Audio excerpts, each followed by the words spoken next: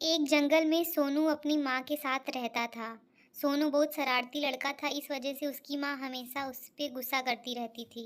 एक एक दिन सोनू की माँ ने सोनू को कहा, जाके तुम जंगल से लकड़ियाँ लेके आओ।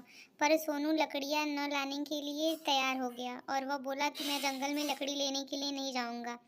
तब सोनू की माँ उस पे गुस्सा हो गई और उसके पास जाके बोली कि तुम ठीक है, मुझे छोड़ के यहाँ से चले जाओ।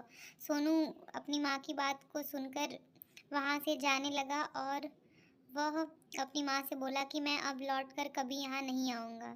वह माँ से झगड़ा लड़ाई सब करके वहाँ से जाने लगा और वह अपनी माँ से निकल गया। जाते हुए वह धीरे धीरे एक जंगल में पहुँचा, जहाँ पे ढेर सारे पेड़ पहाड़ सब थे। सोनू वहाँ पे अकेला था, उसे कोई और दिखाई नहीं दे रहा था।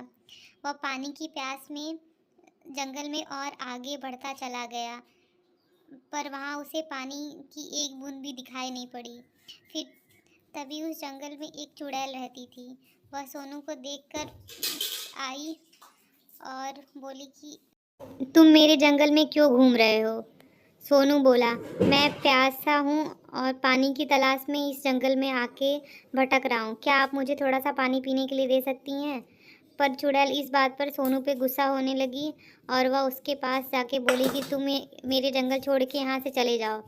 सोनू ने चुड़ैल से बहुत ज़्यादा रिक्वेस्ट किया, लेकिन चुड़ैल ने उसकी एक बात भी नहीं सुनी। फिर उसके बाद चुड़ैल को कुछ समय बाद सोनू पे दया आ गया।